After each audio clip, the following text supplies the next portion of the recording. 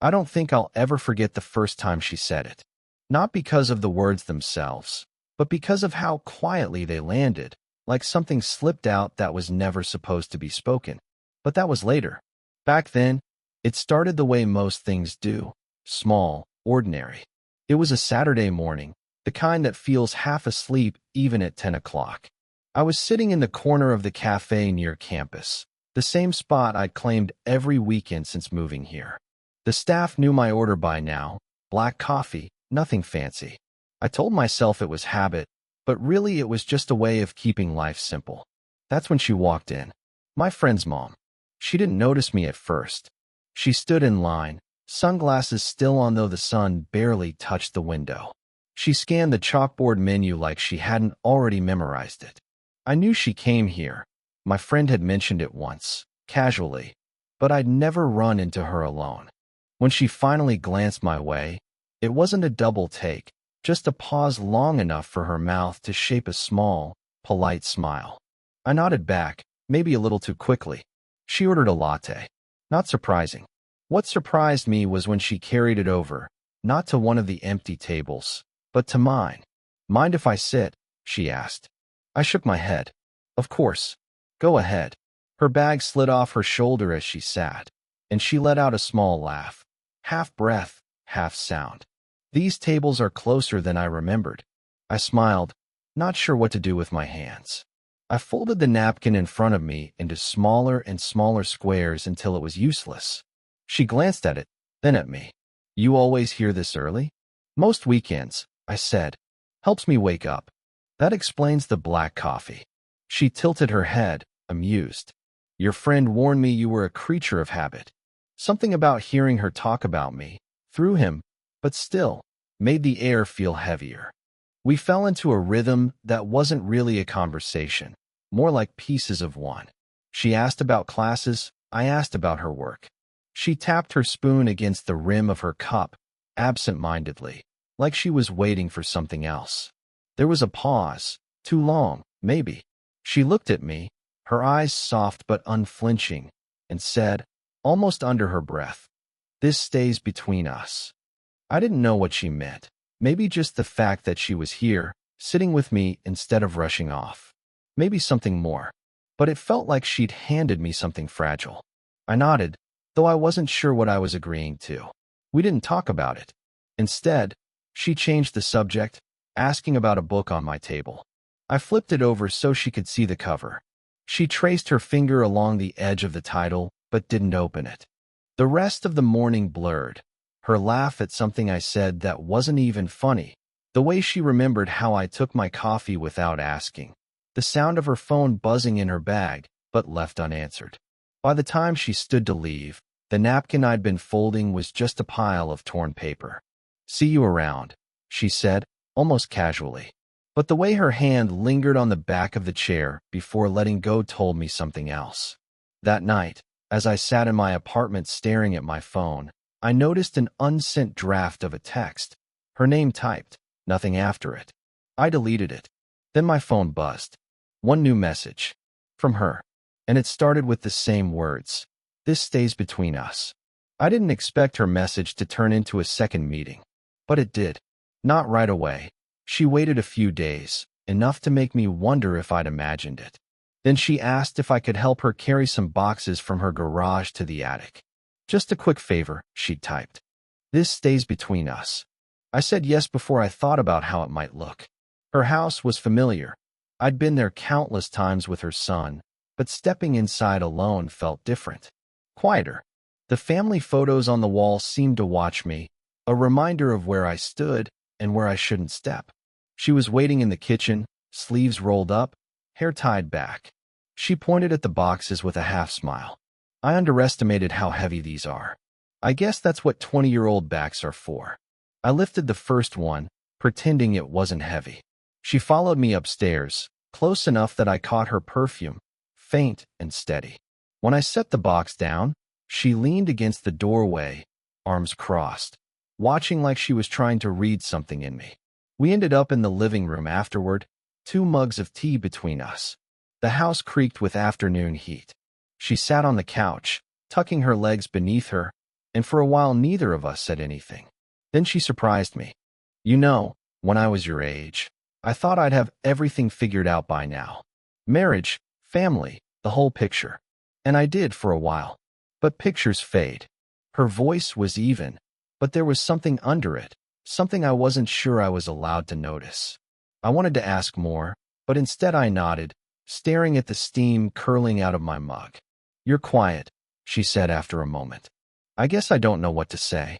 She smiled faintly. That's better than pretending. That line stayed with me. Better than pretending. I thought of all the things I didn't say. How I'd noticed the way she tucked her hair behind her ear when she was thinking, how her laugh stuck in my chest longer than it should, how I'd replayed that cafe morning more times than I cared to admit. But I stayed quiet. Because this was her house, her rules, her son's mother. We lingered in that silence, the kind that feels like it's holding its breath. She reached for the sugar jar on the coffee table and brushed my hand without meaning to. Or maybe she did. Neither of us pulled away right away. It was nothing. Just a touch. But it wasn't nothing. Later, when I walked home, I tried to tell myself it was harmless. A favor. Tea. A small confession she probably forgot the second she said it. But I knew I wouldn't forget. I don't know why that moment stayed with me. Maybe because it felt like someone finally saw me. It didn't take long before our small moments started to stretch into something else. Errands turned into excuses. A quick chat in the driveway. A shared cup of tea when I was supposed to be dropping something off. It was all ordinary on the surface, but underneath. I felt the shift, and I think she did too. One evening, I stopped by to return a book her son had lent me. She opened the door, barefoot, hair damp like she'd just showered. She hesitated, just long enough for me to notice, before stepping back and saying, "Come in." The house was dim, only one lamp on in the corner. I handed her the book, but she set it on the counter without looking. You could have kept it longer, she said, softly. I finished it. Her eyes flickered, something unreadable, maybe surprise, maybe something else. She poured 2 glasses of water and handed me one like it was the most natural thing in the world. We ended up in the living room again. She tucked her legs beneath her on the couch. I sat in the chair across. But the distance between us felt thin, stretched. You're quiet tonight, she said. So are you. That made her laugh, but it died quickly. She glanced toward the hallway, where her son's room was. Empty now. He'd gone back to school for the week. It was just us. Silence pressed in, broken only by the ticking clock above the mantel. I wanted to say something, to ask her what all of this meant. But the words snagged on my tongue. Instead, I noticed the way her hands curled around the glass, how her thumb traced the rim absent-mindedly. Then the interruption came. Her phone buzzed on the table. A call. She looked at the screen, jaw tightening, then turned it face down without answering. I pretended not to notice. She pretended it didn't matter. But it did. Maybe this is too much, she murmured after a long pause, not looking at me. You being here. I swallowed, unsure if she meant tonight or in general. I can go. No, she said quickly, then softened. I don't mean. She stopped. Shook her head. Forget it. The air between us pulsed with everything unsaid. I leaned forward slightly, elbows on my knees, and for the first time she didn't look away. Her gaze held mine, steady, searching. My chest tightened, not from what I felt, but from how close I was to showing it. She shifted on the couch, like she might stand. Instead, her hand dropped to the cushion beside her. Open. Waiting. My fingers twitched against my glass. For a second, just a second, I thought about closing the distance. But then she looked down, breaking the spell. Her voice was barely above a whisper. This stays between us, she said again, though it sounded more like a warning than a promise. And I knew how close we'd come to crossing a line neither of us could take back. It was late afternoon when she asked if I wanted to walk with her. Just around the block, nothing special. The air was heavy with the smell of cut grass, the kind that clings to your clothes. She walked a half step ahead of me, arms folded, like she was protecting herself from something that wasn't the weather. We ended up at the small park a few streets over. Empty swings, a bench under a crooked tree. She sat first, smoothing her hands along the edge of the seat like she was stalling. I sat beside her, not too close. For a while we just watched the light shift across the grass. I ran into your friend today, she said suddenly. My stomach tightened before she even added. He asked how you were. I didn't say much. I nodded, but inside something prickled. What would he think if he knew I was here with her right now? She glanced at me, and maybe she saw it in my face. Don't look like that, she whispered. We're not doing anything wrong. But her voice cracked on the word wrong. I stared at the ground, tracing lines in the dirt with my shoe. My chest felt too full, like words were pressing to get out. Sometimes I don't know what this is, I said, before I could stop myself. Her breath caught. She folded her arms tighter. Neither do I. Silence again. The kind that doesn't settle. It just hangs there, heavy. Finally she sighed, almost to herself. You make me feel young. That's dangerous. I turned to her. The late sun caught the lines near her eyes, soft but undeniable. She didn't hide them. She didn't look away. You're not old, I said, my voice sharper than I meant. That made her laugh once, quick and bitter. Tell that to the mirror. I wanted to reach for her hand. I didn't. Instead, I gripped the edge of the bench until my knuckles whitened. She shifted, leaning back against the bench, eyes closed. Sometimes I wonder if I've already lived the part of life that matters most. And if this, she gestured faintly between us, not opening her eyes, is just me trying to prove I haven't. The words hit harder than I expected. I swallowed, my mouth dry. I don't see it that way, I said quietly. She opened her eyes then, turning to me.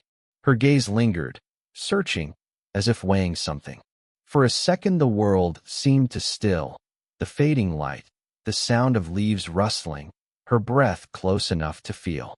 It would have taken nothing, just leaning in, just letting go. But she pulled back, shaking her head slightly, almost like a warning to herself. The silence stretched. Then, softly, she asked, "What are we doing?" And I didn't have an answer. The next week, everything changed. I stopped by her house on a Thursday evening. Something small, an excuse about returning a charger I'd borrowed. Normally, she'd wave me in without thinking.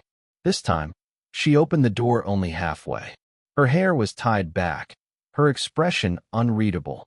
Behind her, the living room lights glowed warm, but I noticed another pair of shoes by the door. Men's. Now's not a good time, she said, her voice quiet, steady. I froze, nodding slowly though my chest thudded. Of course. Yeah, another time. She gave the faintest smile, one that didn't reach her eyes, and closed the door. I stood there longer than I should have, staring at the chipped paint of her front step before forcing myself to leave. The days after that felt strange, empty. I didn't see her car in the driveway as often. She didn't reply to my messages, not that I sent many. I typed out words and deleted them just as quickly. I convinced myself to give her space. But space stretched. When I finally saw her again, it was by accident, at the cafe. She was already sitting when I walked in, a book open, a latte cooling beside her. She looked up, startled, then softened, motioning me over with a small wave. I sat across from her. She closed the book, folding her hands around the cup. For a moment it felt like before. But then she said, "My ex came by last week." The words dropped heavy. I swallowed, nodding as if I'd known all along. That explains the shoes. Her eyes flickered. He wanted to talk about us. The past. And for a moment, I thought maybe I owed him that. She traced a finger along the rim of her cup, not looking at me. I don't know why I'm telling you this. I didn't either. Part of me wanted to stand, to walk away before she said more. Another part wanted to lean across the table and stop her hand, make her look at me. Instead, I sat still, letting silence swell. "I don't want you to wait around," she added. I opened my mouth, closed it. My throat felt tight. So we talked about nothing after that. Weather, books, small things that meant less than the pauses between them. When she finally left, she touched my arm lightly, like she always had. But this time it felt more like a goodbye. That night, My phone sat on the table. Her name glowed in the message bar, empty. I typed, "Do you want me to stop coming around?" I stared at it. Backspaced. Typed again. Deleted. In the end, I didn't send anything. I didn't feel heartbroken. I felt paused. Like life forgot to finish the sentence. The screen dimmed. Her name disappeared into the dark, and I was left with silence. It was raining the night I saw her again. Not the heavy kind, just a thin, steady drizzle that blurred the streetlights. I hadn't planned on stopping by. I told myself I was just walking, but my feet slowed when I reached her street. Her porch light was on. I stood there for too long, hand hovering over the doorbell. Before I pressed it, the door opened. She was there, sweater sleeves pulled over her hands, as if she'd been expecting me. Neither of us said hello. She stepped back, letting me in. The house smelled faintly of tea, the kind she always made. We ended up in the kitchen, both leaning against opposite counters like we were trying to keep distance, though the space between us felt too small for that. Finally, she broke the silence. "You stopped coming around." I shrugged, eyes fixed on the floor. "You didn't exactly make it easy." Her lips pressed into a line. She rubbed the edge of her sleeve between her fingers. "I thought it would help. Create space." "Did it?" I asked. She hesitated. "No." That one word cracked something open. My chest tightened. All the things I'd rehearsed in my head, reasons, questions, suddenly seemed childish. "I don't know what you want from me," I said quietly. Her eyes flickered up. For a second, I thought she wouldn't answer. Then she exhaled. "Honesty, even if it's the wrong thing." So I told her. "Not everything, just enough. I think about you. More than I should. And I know it's complicated. But pretending I don't, it's exhausting." The words hung there, bare, nothing to take them back. Her face softened, then tightened again, like she was fighting two truths at once. She walked to the sink, set her hands on the edge, back to me. "My son trusts you," she said. Her voice was low, steady. "You're his friend. And I'm supposed to be the adult in this." She shook her head slightly. "But you make me feel like I've stepped outside of time. And I don't know if that's a gift or a mistake." I moved closer, not touching her, just enough so she could feel me there. "Maybe it's both." She turned then. For the first time, she didn't hide how tired her eyes looked or how alive. Silence stretched again, but this time it wasn't avoidance. It was waiting. I lifted my hand, slow, giving her every chance to stop me. When my fingers brushed hers, she didn't pull away. It wasn't dramatic. No kiss, no sudden collapse. Just her hand resting in mine, still warm. She let out a breath that sounded almost like relief. "Okay," she whispered. And for the first time, the word felt enough. It didn't happen all at once. There wasn't a single day where we both decided, this is it, this is us. It was slower than that, like water wearing down stone. Quiet, steady, impossible to notice until you looked back and saw how much had changed. We started small again. A message in the morning. 8:47 a.m., black coffee, meet me? She'd sit across from me in the cafe, her latte cooling while she teased me about never ordering anything different. We didn't talk about what we were, not directly, but the space between us felt different. Safer. Time passed. Weeks, then months. Her son came home for breaks, and we both learned the art of restraint. A look that lasted 1 second too long, a mug passed with fingertips brushing. The kind of quiet affection that nobody else would notice, but we did. Always. One evening, we found ourselves back on that same park bench under the crooked tree. The swings were still empty, the grass still patchy where kids had worn it down. She leaned back, sweater sleeves pulled over her hands, the same way she had before. Only this time, she didn't fold her arms across her chest. She let them rest open at her sides, like she wasn't guarding anything anymore. "You know," she said softly, "I used to think love was supposed to look like the movies.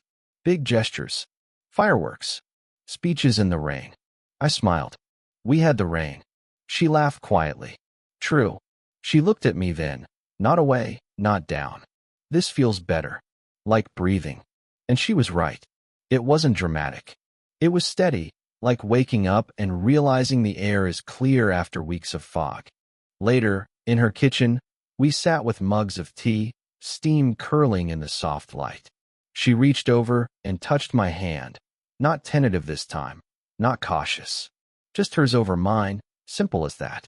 And for the first time, I didn't feel like I was waiting for it to be taken back.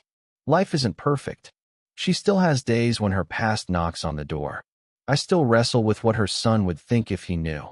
But between us, there's no pretending anymore. No paused sentences, no unsent drafts. Just the quiet kind of love that fills a room without asking for attention. Sometimes I catch myself folding napkins again, the way I did that first morning in the cafe. She notices and teases me about it. But then she slips her hand over mine, stilling it, as if to say, "You don't have to fidget anymore. I'm here." And in those moments, I realize the truth. Love didn't arrive with fireworks. It arrived like this, steady, ordinary, unforgettable. I don't think anyone else would understand. But we do. And that's enough.